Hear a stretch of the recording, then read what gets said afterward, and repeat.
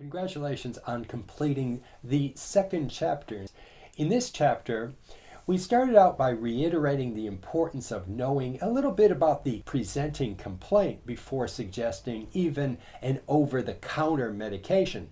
For instance, if someone presents with diarrhea, there's important safety issues that we have, such as investigating whether there's a possible dehydration or electrolyte abnormalities, and we need to address those before simply trying to decrease the diarrhea. We also learned that there's generic names and then there's common names, and generic names are the important ones to learn. You may be required eventually to learn a common name or two, but the generic name is the most important one to remember in the first instance.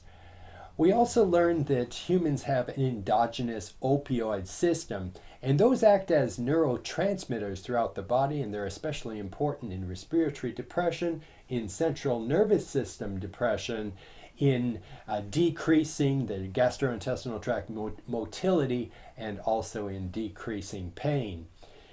And we used loperamide and other medicinal opioids to gain a really good foundational knowledge about the cellular receptors.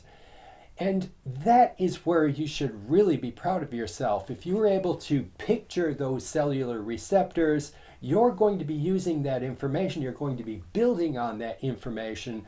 And every time that you hear about medications working on cellular receptors, that's going to add to your knowledge. So it's really going to streamline your work for you, but also allow you to go to the next level of understanding of our medications.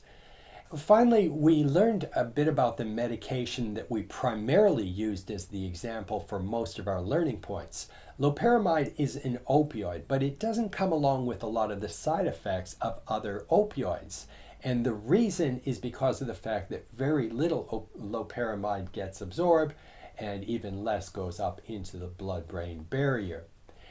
In our next chapter, we're going to get a better understanding of antagonists. And we're going to use the histamine 2 receptor blocker as the main example.